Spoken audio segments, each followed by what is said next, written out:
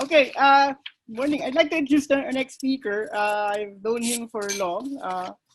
He graduated his BA in philosophy in UP earlier in in around 2000, and he worked in different industries, chemical industries before, but much of his work is on is church work with the ministry of the Catholic Church in the Philippines, and he decided to go back to go to grad school quite recently, and asked me about it, and I encouraged him to go back, and now he's enrolled in the MA in philosophy in UP Diliman, and he has a research interest now on the intersection between history, especially of science and philosophy, and the classics, and how it contributed to our imagining of the Filipino nation. So without more ado, I'd like to give the floor to Carlos Antonio Palad, an MA student in philosophy, which we fondly call as Kaloy. So Kaloy, the floor is yours. Okay. Just a moment. Okay. Thank you very much, Dr. Vallejo. And thank you for inviting me to give this short presentation. So I'm just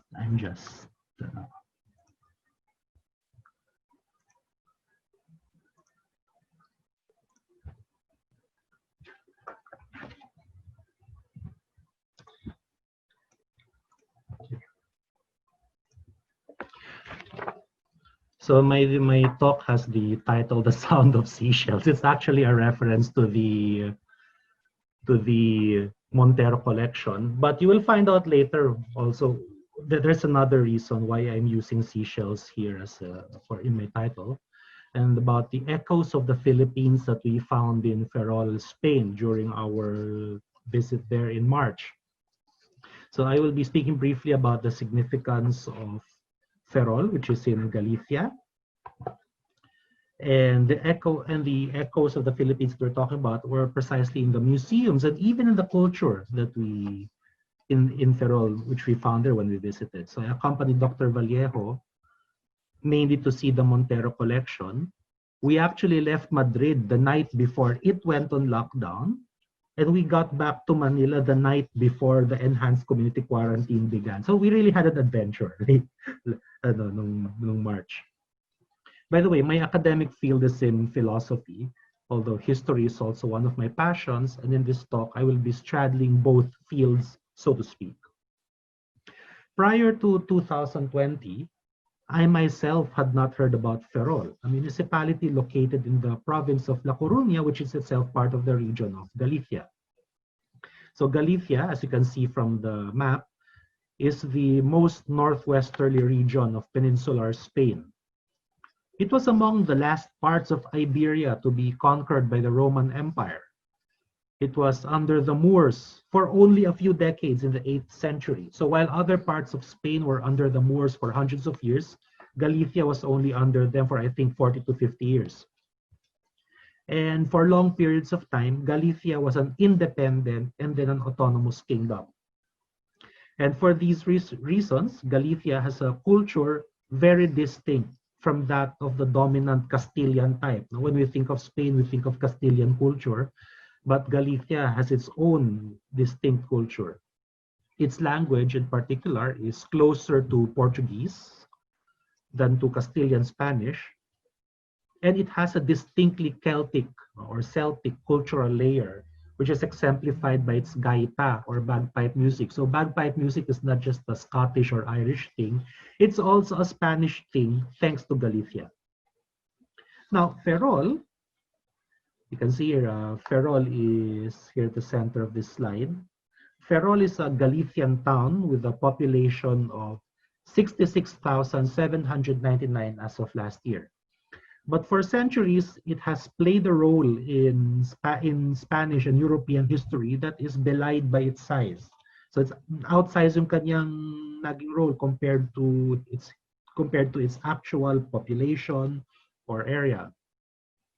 During the medieval ages, Ferrol was the starting point of what is called the English Way, or the Camino Ingles, of pilgrims going to Santiago de Compostela, which is one of medieval Europe's leading pilgrimage sites, because that is where the final resting place of the Apostle Saint James the Greater was and is believed to be found.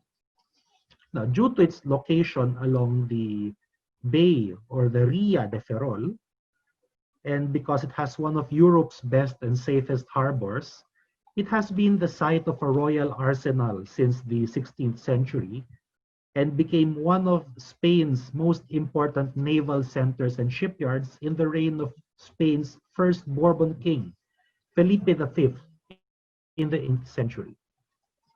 Ferrol's urban and military installations were designed or redesigned in the 18th century according to the principles of the Enlightenment, with an emphasis on rigorously aligned pathways and orderly spaces.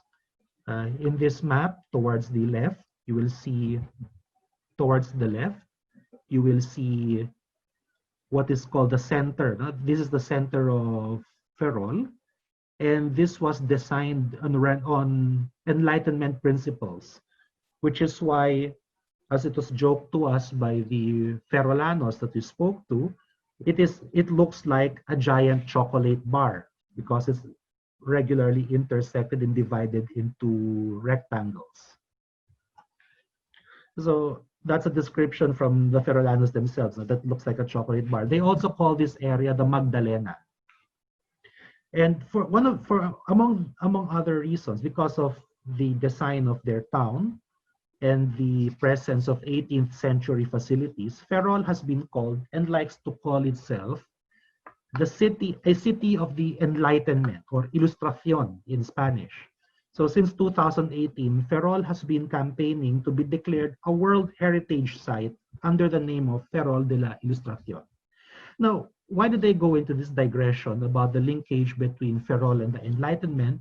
It is because this explains the background, this provides the background to Montero's achievement.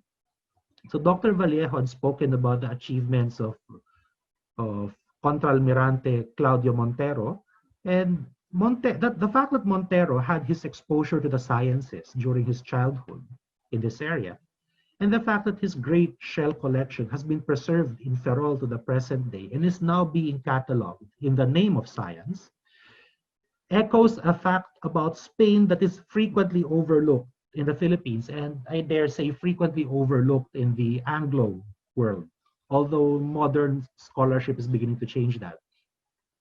And I'm referring to the fact that Spain and her empire, far from being at the margins of the great scientific and cultural awakening of the 18th century Enlightenment, were in fact full and central participants in this awakening. So Spain was never marginal to the Enlightenment. It was fully part of the Enlightenment.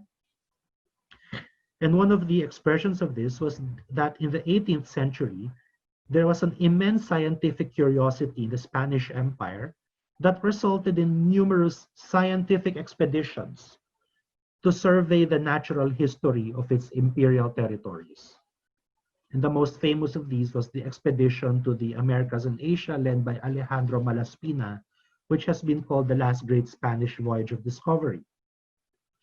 Now, this scientific curiosity did not end in the 18th century.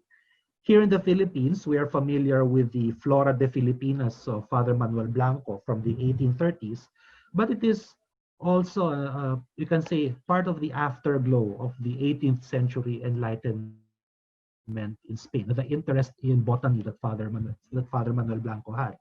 Of course, it was not just botany, it was also because of the medicinal value of these plants.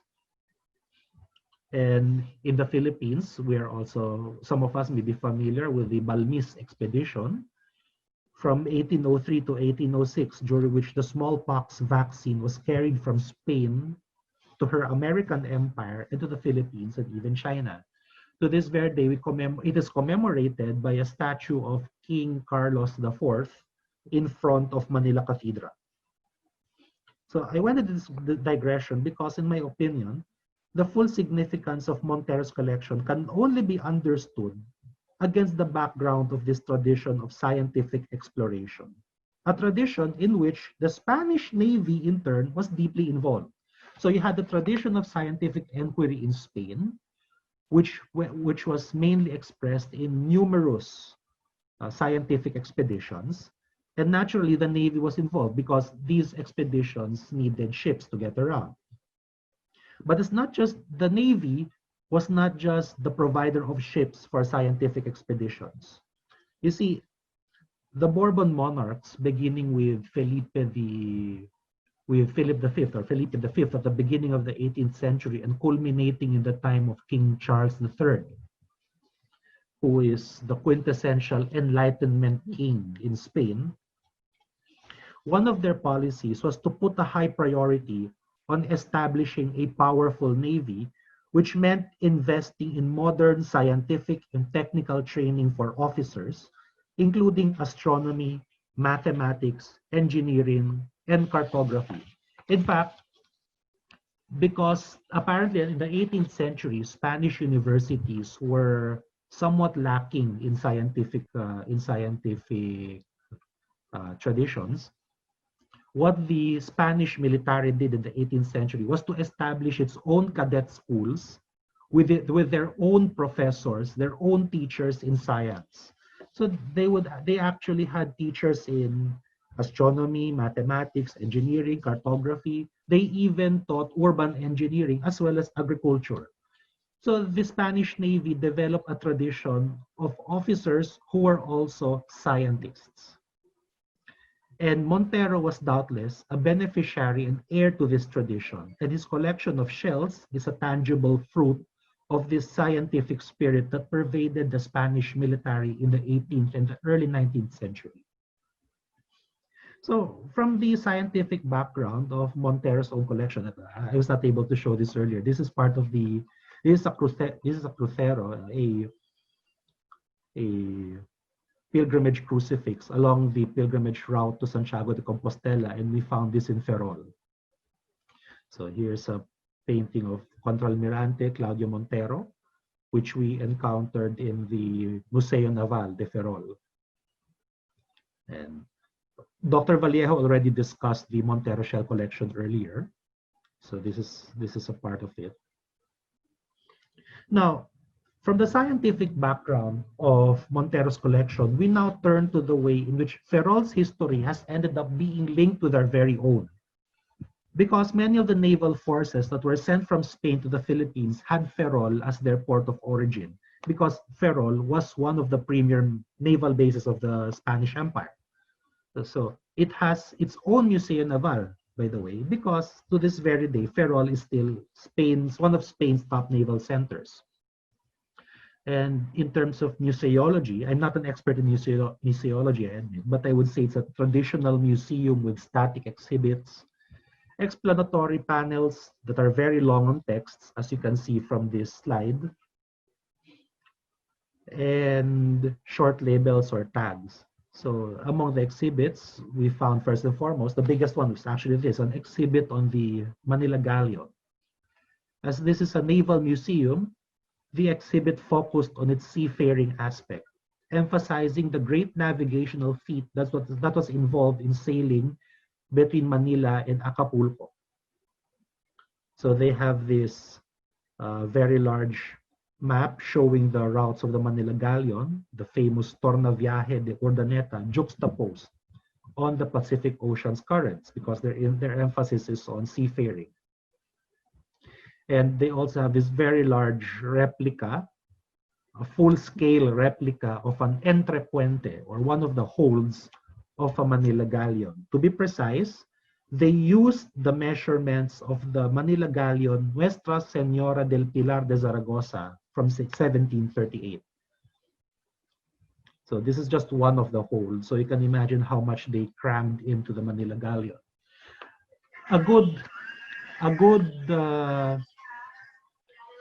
Just a moment. A good indication of just how large the holds of the Manila galleons were can be found in the fact that, according to some scholars, as much as 1/3 of the silver that was mined in South America went to Asia through the Manila galleons. So the silver was part of the silver was part of the was or rather the silver was the situado sent from the Viceroyalty of Mexico to the Philippines. And of course, much of that silver ended up being traded with the Chinese for the luxury goods that the Manila galleon in turn brought from Manila to Acapulco. The fact that these galleons, isang galleon lang yan, but they could hold so much silver, so much so that one Manila galleon was considered worth as much as a small treasure fleet. So that alone shows the importance and the, you can say, the scientific progressiveness of the Manila galleon, that they could build ships that were as huge and as seaworthy as these for their time. Among others, we also found they also had this Binondo scene, and that's to the left, and to the right, a copy of the La Liagada de Miguel Lopez de Legazpi y El Padre Andres de Urdaneta a Filipinas by the Filipino painter Telesforo Sungkang. So this painting is from 1893. In addition to the exhibit on the Manila Galleon, we also found a corner that was dedicated to the Battle of Manila Bay. So you can see in this slide, in this picture, there's a large table at the center in blue, and it contained a large model of the Battle of Manila Bay.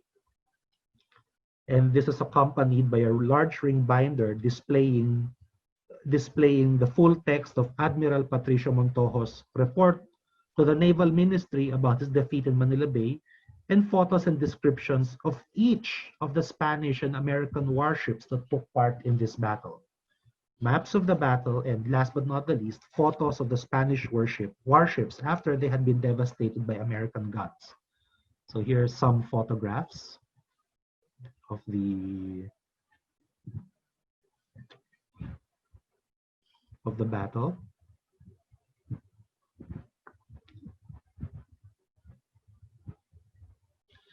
And this is to show the before and after what happened to the Reina Cristina, which was the flagship of Admiral Montojo during the Battle of Manila Bay. It's completely crippled by the Americans. There's also a large photograph of the heroes and martyrs of the battles of Manila Bay and of Santiago de Cuba, the two naval battles of the Spanish-American War, in which the Spanish squadrons were crippled by the American fleet. We also were able to see some samples of Claudio Montero's cartographic work. So this is his map of Boracay to the left. And there were also a few trophies of war from the Moro-Spanish campaigns. To the right is a large campilan. And of course, these are the Kris at the left. And some pictures of Spanish troops in the Philippines. But what surprised me the most was the exquisite shell art, the Fantasias Filipinas that we found in the Museo Naval de Ferrol. These are very large, around a foot tall, if I remember correctly. And they're made of very intricate shell carvings. No date is provided, but based on the dress of the human figurines in these artworks, these are almost certainly from the 19th century. I have never seen anything like these before. In the Visayas today, especially in Cebu, we have the tradition of lagang, or shell carvings, but I have not seen any lagang as complex and as exquisite as these. In the year 2004, the renowned historian Regalado Trota Jose published a list, an exhaustive, although not necessarily a complete list, of the Philippine artworks in Spain that he managed to catalog in the 1990s in Spain. And this shell art is not in that list. In fact, I have not found any references to these works of art on the internet. So I was very surprised, because given their great beauty, I'm surprised that no one speaks about this. Although I guess It's because no one would expect these kinds of artworks to be found in a naval museum. Here's a close-up of the Fantasia Filipina. So there are two of them in the Museo Naval de Ferrol. And later. So here's a close-up. And while looking at these exhibits, it can and should be asked, what exactly is learned here? What is the message given by the totality of these exhibits? In engaging the visitor, which narratives are privileged by the manner in which these exhibits are presented? These are inescapable questions, albeit the answers should not be too rigid either. In our time of great freedom of thought, it is not a given that the message intended to be conveyed by museum exhibits will dictate the meaning that the visitor will take from these exhibits. The way I see it, the Museo Naval is above all a celebration of Spain's naval might, but it also reflects Spain's unfinished process of coming to terms with the final loss of her old empire in 1898. This does not mean that Spain is still an imperialist nation that would reconquer their empire if they could. That notion is laughable. It simply means that the way the loss of empire happened 122 years ago, the way it happened in immense humiliation at the hands of an upstart New World power, with the rapidity that 19th century Spanish society found really surprising. So they were unprepared for the sudden loss of imperial status. This caused pain and a soul searching that continues into our time. To borrow two terms from the psychiatrist Vamik Volkan, the events of 1898 is among the chosen traumas of today's Spain, which responds to this trauma, among other things, by recalling the chosen glories of the great achievements of its fallen empire. So the Manila Galleon, the bravery of its soldiers, the officers, the desperate defenders and heroes of Manila Bay, the centuries of naval achievements as exemplified in the Manila Galleon are among these chosen glories. Even the beautiful artwork and the moral weapons in their exoticism, they recall the color and romance of a lost empire. The Eden, the lost Eden, not just of Rizal, but also of Spain. The past is not the last word though, which is why the current rediscovery and cataloging of Claudio Montero's shell collection should be of great interest. The writing of history is never done. The past cannot be changed.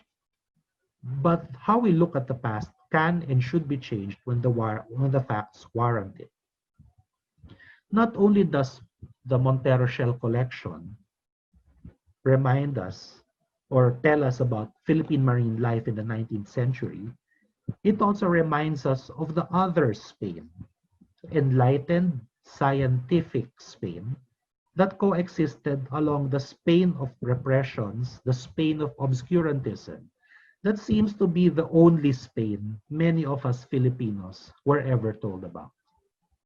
Before I end, I might add that the links between Ferrol and the Philippines are not just in the museums. It's also living. And one living link was is food. So this is not in the museum, of course. This is a picture of the cocido gallego that we ate. No? Kami ni Ben, we ate it back in March. So during our stay in Ferrol, we were treated to enormous servings of this cocido gallego.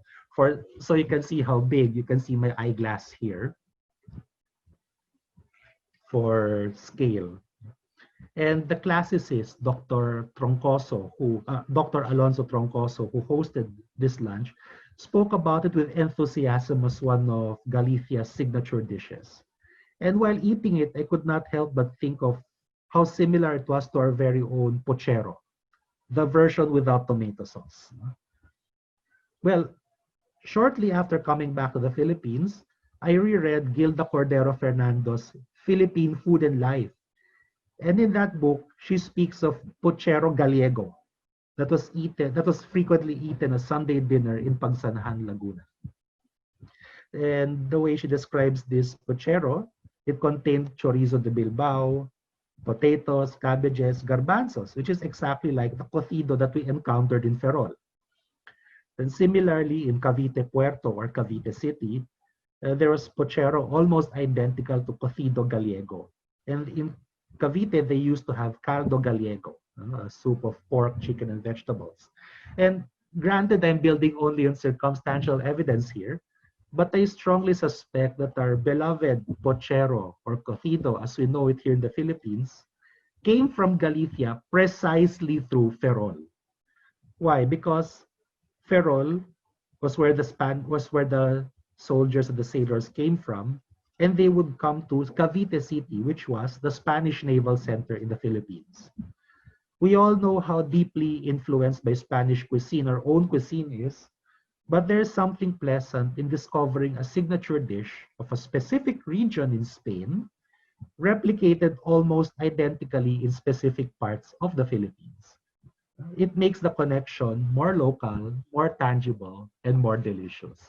So, thank you very much. I think I've nasobrahan na ata yung oras ko. So, thank you very much for your time. So, back to you, Doc Ben. Okay, thank you, Kaloy, for the nice presentation. And I'm getting hungry with your slide. Reminds me of what we ate in Ferrol. Okay, so Kaloy Palad's last slide is